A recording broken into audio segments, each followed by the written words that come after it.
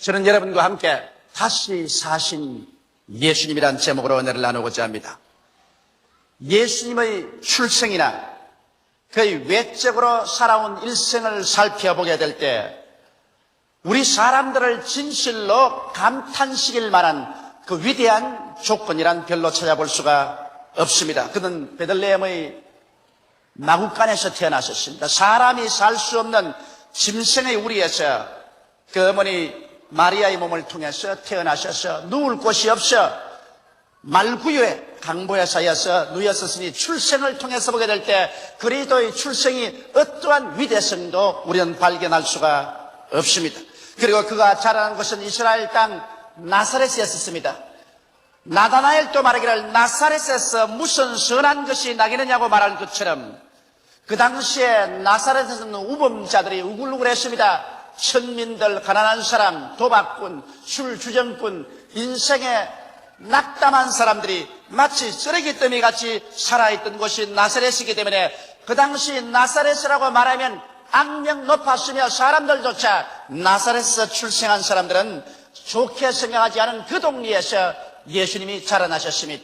그리고 예수님께서 어떤 가마리엘 문화나 위대한 대학에서 수련을 하거나 공부를 하신 적이 없습니다. 목수를 양아버지로 두고 목수일을 배우셔서 30일 일 때까지 주님은 손마디가 굵어지도록 목수일을 보셨습니다. 30세에 일어나셔서 우리 주님께서 요단강에서 세례받으시고 30세에서 출발하여 3년 반 동안 복음을 전거했지만은 한 번도 주님께서 한 거처를 두고 머물러 있지 않으셨습니다. 그는 계속해서 방랑의 생활을 하셨습니다. 여우도 굴이 있고 산새도 들집 있지만은 인자는 머리 둘 곳이 없다고 주님께서 말씀하셨습니다.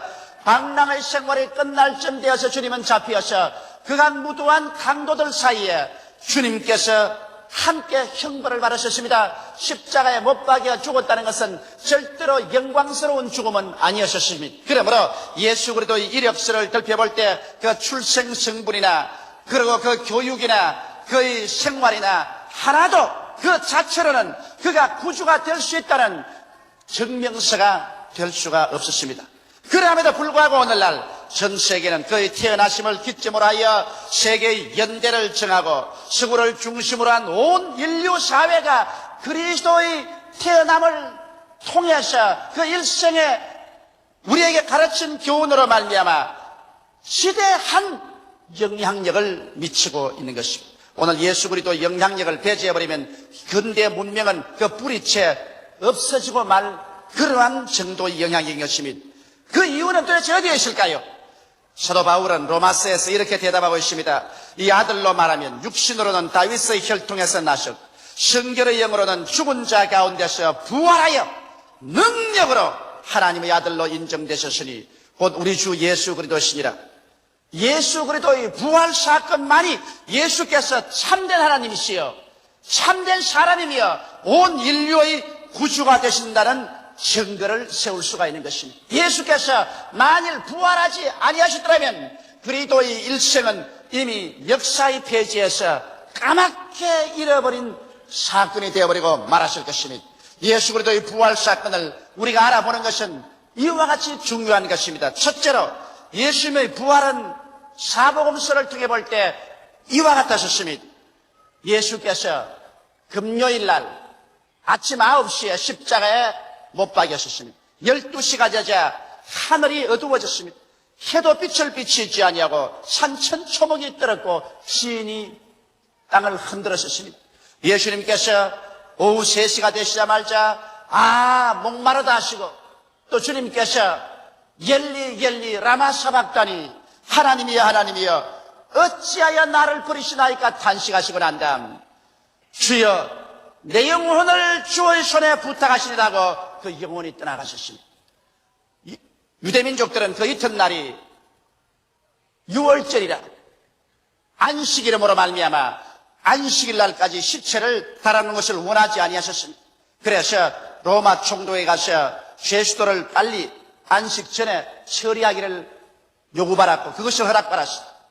이래서 로마 군인들은 예수 그리스도의 우편 강도와 좌편 강도가 빨리 죽게 하기 위해서 그 다리를 찍었습니다. 그러나 예수님께 오니까 예수님은 이미 운명하신지라 한 사람이 창으로서 옆구리를 찌르니까 예수님의 옆구리에서 물과 피가 쏟아져 나오셨습니다. 아랫마대 요셉이 빌라도의 허락을 받아서 예수님의 시체를 십자가에서 내렸었습니다.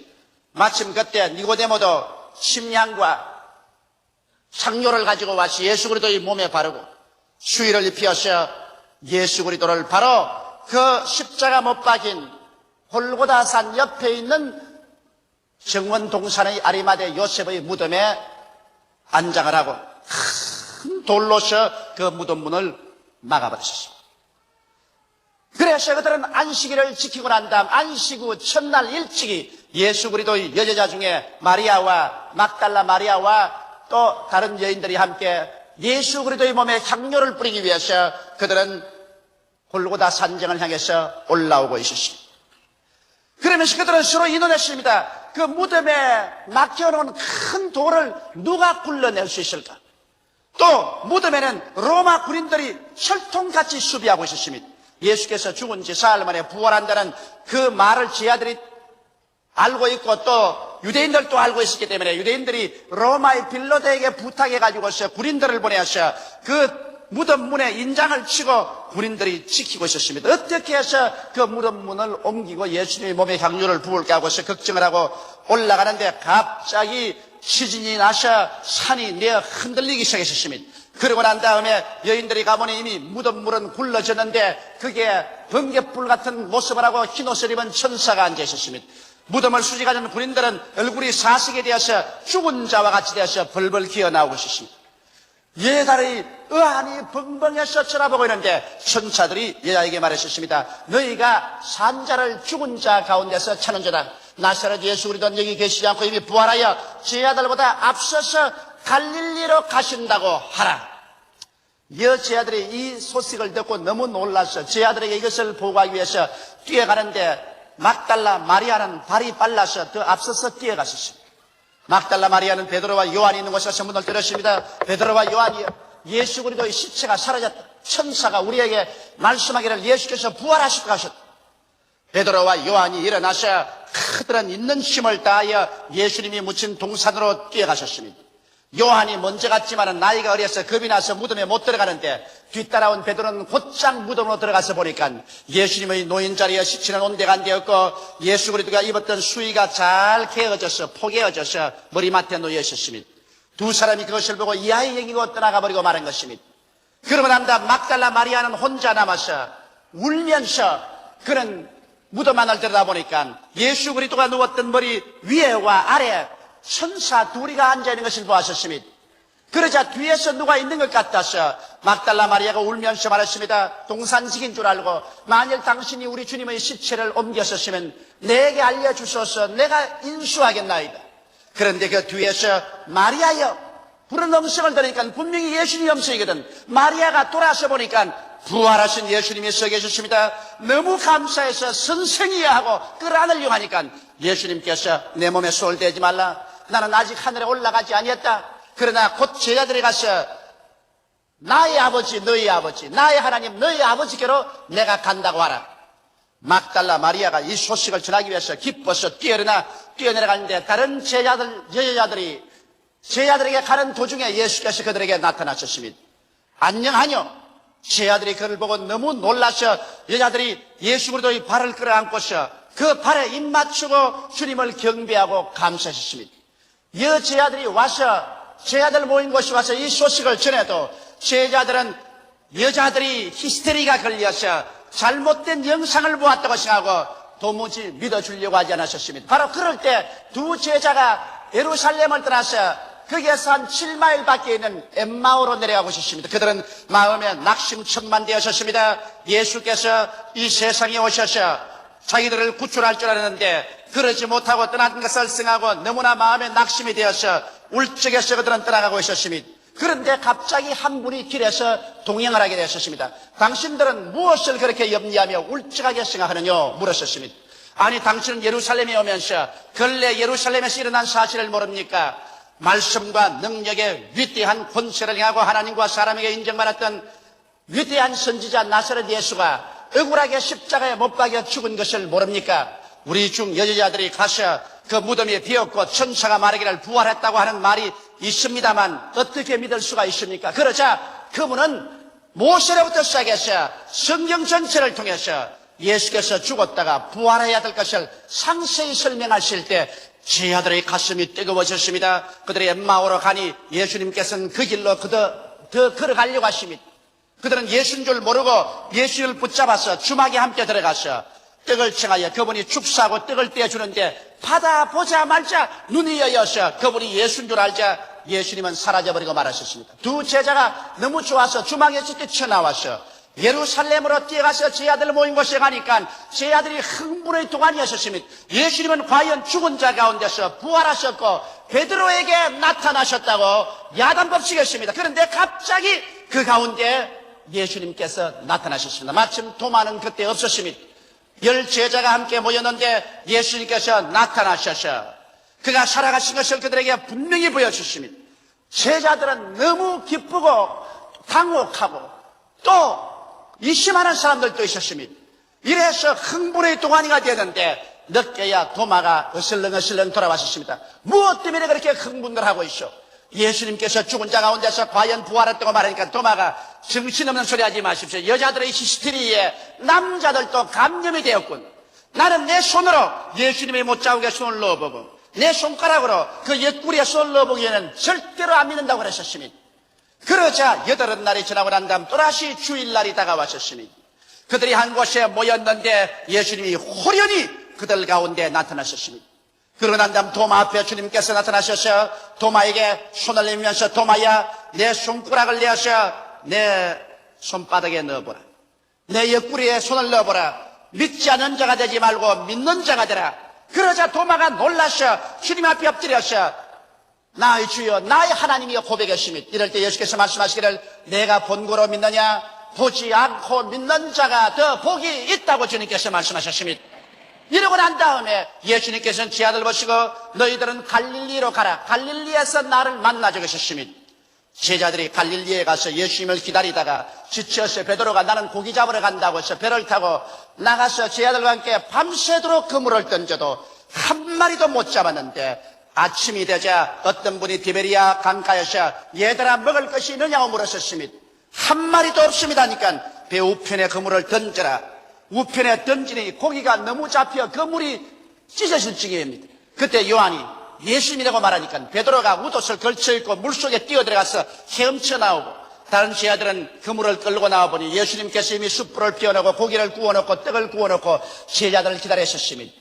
여기에서 예수님께서 베드로의 마음을 다시 돌이키고 치료해 주시고 난 다음에 그 다음 마지막으로 예수님께서는 감람산에서 승천하실 때 500여 명을 불러가지고서 그들이 보는 앞에서 주님께서 승천에 올라가신 것입니다. 이러므로 예수 그리스도의 부활 사건이란 한두 사람이 꾸며낸 이야기가 아니라 이와 같이 수많은 사람들이 목격을 한 확실한 증거 위에 신앙을 둔 것입니다. 이러기 때문에 오늘 예수 그리스도의 부활 사건만은 이 너무나 많은 사람이 본 증거 위에 서 있기 때문에 이 증거를 절대로 무시할 수가 없고 이 기반 위에 서서 2000년 동안 세계 방방곡곡 10억의 인구가 예수 그리스도를 구주로 모시고 그 부활을 찬미하고 있는 것입니다. 둘째로 이 부활과 성령 강림은 어찌할지 끊을래야 끊을 수 없는 연관성을 가지고 있는 것입니다.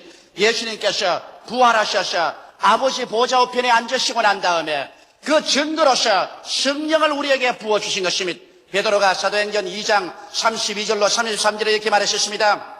이 예수를 하나님이 살리신지라 우리가 다 이 일의 증인이로다. 하나님이 오른손으로 예수를 높이시매 그가 약속하신 성령을 아버지께 받아서 너희 보고 듣는 이것을 부어주셨느니라.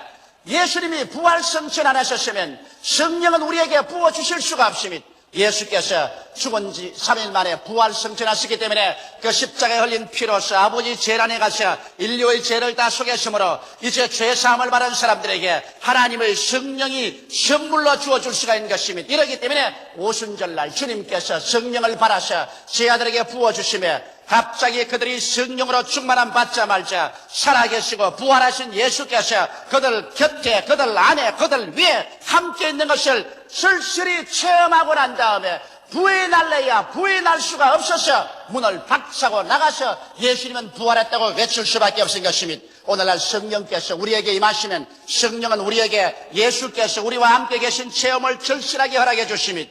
예수님께서도 요한복음 14장 19절로 20절에 조금 있으면 세상은 다시 나를 보지 못할 것이로되 너희는 나를 보리니 이는 내가 살았고 너희도 살겠음이라. 그날에는 내가 아버지 안에 너희가 내 안에 내가 너희 안에 있는 것을 너희가 알리라고 말씀하신 것입니다. 이와 같이 성령의 체험은 오늘날 2000년 전 예수 그리스도의 부활의 사건을 여러분과 나 20세기 말을 사는 우리들의 가슴 속에 현실적으로 체험하게 만들어주는 것입니다. 예수 그리스도를 구주로 모시고 성령으로 충만한 바라면 예수께서 우리 육신의 눈으로는 보이지 않지만 너무나 절실하게 주님이 내 안에 내가 주님 안에 있는 것을 기도할 때 깨달을 수 있으며 찬미할 때 체험할 수 있으며 신앙생활에 뚜렷하게 나타나는 증거가 있기 때문에 우리는 예수 그리스도의 부활을 부정할래야 결단코 부정할 수가 없게 되고 마는 것입니다.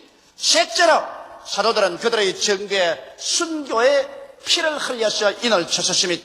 예수 그리스도의 부활을 반대하는 사람들은 예수님이 십자가에서 진짜로 죽은 것이 아니라 기절한 사람을 무덤 시원한 데 갖다 놓으니까 공기가 시원하고 차니까 다시 깨어나서 부활했다고 말하는 것입니다. 여러분, 예수께서 만일 사형틀에 잡혀 들어갔다가 도로 시원한 무덤에서 깨어나셨으면 로마 사람들이 도로 잡아서 십자가에 못 안 박았다고 누가 증명했습니까? 사형수가 살아난다고 해서 그걸 살려놓을 로마 사람들이 아닌 것입니다. 말도 아닌 소리인 것입니다. 왜냐하면 예수님이 십자가에 못 박였을 때 로마 군인들이 창으로 그 옆구리를 찔러서 심장이 터져 물과 피를 따서렸는데 시원한 묘지에 들어가서 살아날 리가 만무한 것입니다. 또 반대하는 말하기를 예수 그리스도의 시체를 제자들이 훔쳐갔다고 말했는데 절망에 처한 오합지졸의 제자들이 세계에서 가장 훈련을 잘 받은 최강의 군대인 로마 군인들이 지키는 무덤에 들어가서 시체를 훔칠 도리도 없고 마치를 훔치려고 했다면 그 중에 몇 사람이 체포될 것이고 또한 창금에 맞아 죽었을 것입니다. 로마 사람들이나 유대인들은 이것을 역사적인 증거로 드러내어서 예수 그리스도의 시체를 훔치러 왔다가 이런 사람이 체포되었으며 이런 사람이 죽임을 받았다고 했을 것인데 오늘 역사상에 예수를 아무리 비난하려고 해도 예수 제자가 와서 로마 군인들과 일전을 해서 잡힌 자나 죽은 자가 있다는 사실을 기록한 적은 없는 것입니다. 그러므로 아예 제자들이 예수 그리스도의 시체를 훔치려고 생각한 적도 없었으며 예수 그리스도의 시체를 훔쳤다고 가정할지라도 만일 제자들이 분명히 자기들이 예수 시체를 훔쳐서 죽은 줄 알면서도 불구하고 이 예수가 살아났다고 증거하기 위해서 산을 넘고 물을 건너며 고통을 당하고 사도 요한을 제외하고 난다 모든 사람들이 다 순교를 당했는데 자기가 거짓말인 줄 분명히 알면서 거짓말을 증거하기 위해서 목숨을 버리고 피를 흘려서 그 증거에 도장을 칠 바보는 한 사람도 없는 것입니다. 한 사람 배반한 가룟 유다 이외에는 모두 다 그들은 예수 그리스도의 부활을 증거하기 위해서 일생을 내어 맡겼고 사도 요한만은 수명대로 살았지만 그 이외의 사람들은 다 목숨을 버려서 피를 흘려 그들의 증거에 인을 쳤던 것입니다. 이러므로 우리 주 예수 그리스도는 지금으로부터 2000년 전 모든 인류의 죄와 불의, 추악과 저주, 절망과 죽음을 한 몸에 걸머쥐고 십자가에 올라가셔서 여러분과 날 대신 못 박혀 죽어서 하나님 앞에 이를 다 대가를 지불하여 청산하시고 무덤에 들어간 지 사흘 만에 사망과 음부의 권세를 격파하고 부활하심으로 말미암아 오늘날 우리에게 영원한 생명의 근원이 되어 주신 것입니다. 이러므로 오늘날 역시 죄가 있고 불의가 있고 저주가 있고 질병이 있고 마귀가 있고 절망이 있음에도 불구하고 이것을 다 격파하고 이겨버리고 부활하신 예수께서 교회 가운데 계시며 우리 가운데 있기 때문에 우리의 전도를 통하여 기도를 통하여 믿음을 통하여 성령의 생수의 강이 넘쳐나와서 죄가 있는 곳에 부활의 용서를, 병이 있는 곳에 부활의 치료를, 마귀 있는 곳에 부활의 승리를, 저주가 있는 곳에 부활의 축복을, 죽음이 있는 곳에 부활의 영생을 오늘 허락하고 있는 것입니다. 이러기 때문에 오늘 우리는 이 세상에 어둡고 캄캄한 면만 바라보아서는 안 됩니다. 부정적이고 절망적이고 낙심적이 되어서는 안 될 것입니다. 왜? 부정적인 것이 있음과 동시에 이 모든 부정적인 것을 한 몸에 걸머지시고 십자가에 못 박여서 죽으시고 장사내셨고 이를 다 파묻어버리고 승리하신 예수께서 계신 것입니다. 이러기 때문에 누구든지 그리스도 안에 있으면 새로운 피조물이라. 이전 것은 지나가시니 보라 새 것이 되었다 하는 것은 예수 안에 여러분과 나는 부활의 생명인 성령의 능력으로 사로잡힌 바 되었기 때문인 것입니다. 이러므로 죄가 있음에도 불구하고 용서와 의가 나타나며, 질병이 있음에도 불구하고 치료와 능력이 나타나며, 저주가 있음에도 불구하고 축복과 번창이 함께 있으며, 죽음이 있음에도 불구하고 영생과 영원한 부활과 소망이 함께하고 있는 것입니다. 이러므로 예수 안에서 우리들은 절대로 꺼질 수 없는 소망과 흔들리지 않은 믿음과 영원한 하나님의 사랑을 체험할 수가 있는 것입니다. 이러므로 바울은 고린도전서 15장 12절로 19절에 이와 같이 외쳤습니다. 그리스도께서 죽은 자 가운데서 다시 살아나셨다 전파되었거늘 너희 중에 어떤 이들은 어찌하여 죽은 자 가운데서 부활이 없다 하느냐.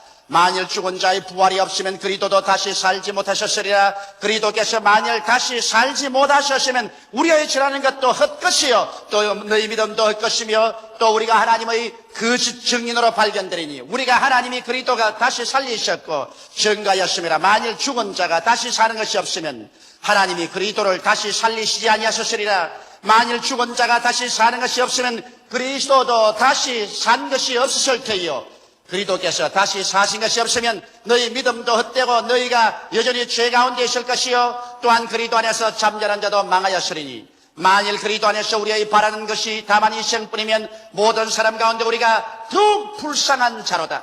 바울 선생은 우리가 바라는 것이 이 생뿐이 아니라는 것입니다. 그리스도가 부활하셨으므로 이제는 죄와 질병, 저주와 절망, 죽음과 이별하느나 곡하는 것이나 앓는 것이 없는 영원한 부활의 승리가 꽉 들어찬 세계가 우리에게 약속되어 있다고 말하고 있는 것입니다. 그렇기 때문에 바울 선생은 우리의 희망을 고린도전서 15장 51절로 55절에 이와 같이 외치고 있습니다. 보라 내가 너희에게 비밀을 말하노니 우리가 다 잠잘 것이 아니요 마지막 나팔에 순식간에 호련히 다 변하리니 나팔 소리가 나며 죽은 자들이 썩지 아니할 것으로 다시 살고 우리도 변하리라. 이 썩을 것이 불갑을 썩지 아니할 것을 입겠고 이 죽을 것이 죽지 아니함을 입으리로다. 이 썩을 것이 썩지 아니함을 입이고 이 죽을 것이 죽지 아니함을 입을 때 사망이 이김의 삼킨 바 되리라고 기록한 말씀이 영하리라. 사망아 너희 이기는 것이 어디느냐. 사망아 너희 쏘는 것이 어디 있느냐. 바울은 이렇게 외치고 있는 것입니다. 예수 그리스도의 부활은 여러분과 나의 부활의 확정입니다. 예수께서 하늘의 미랄이 되어 땅에 떨어져 부활했기 때문에 그 씨앗을 받은 여러분과 나도 모두 다 주님 강림하시는 날에 부활하게 될 것입니다. 여러분과 나는 남녀노유 빈부 귀천할 것 없이 썩어질 몸이 영광스러운 몸으로, 추한 몸이 광명된 몸으로, 약한 몸이 강한 몸으로, 육의 몸이 신령한 몸으로 예수 그리스도의 모습을 닮아서 부활하여 새 하늘과 새 땅과 새 예루살렘에서 그리스도와 함께 영원히 살게 됐을 것입니다. 이 희망은 우리 눈앞에 가까워하셨습니다. 주의 강림이 눈앞에 가까워하시므로 우리가 부활절 예배를 볼 때마다 이제는 금년이 마지막이 아닐까, 이와 같은 감격적인 기대가 가슴 뿌듯하게 되는 것입니다. 이렇기 때문에 바울 선생은 고린도전서 15장 58절에 이와 같이 우리에게 권면하고 있습니다. 그러므로 내 사랑하는 형제들아, 견고하며 흔들리지 말고 항상 주의 일에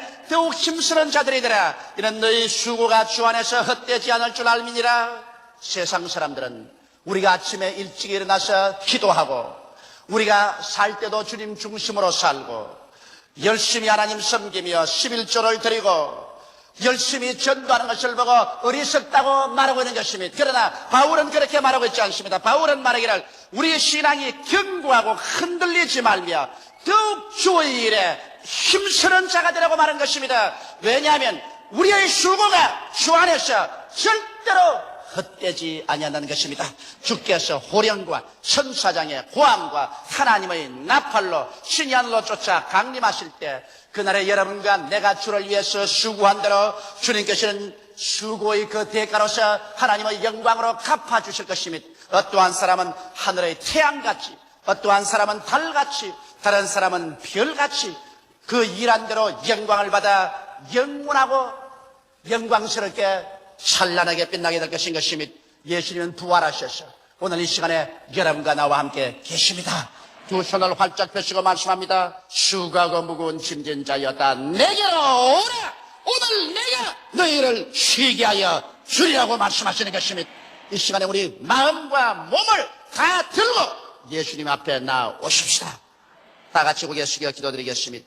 살아계시고 영화로우신 우리 아버지 하나님, 우리의 모든 죄악과 질병, 저주와 절망과 죽음을 한 몸에 걸머지시고 무덤에 들어가서 이를 다 청산해버리시고 사흘 만에 부활하셔서 새로운 생명, 새로운 세계의 원천이 되어주신 예수님 감사하옵나이다.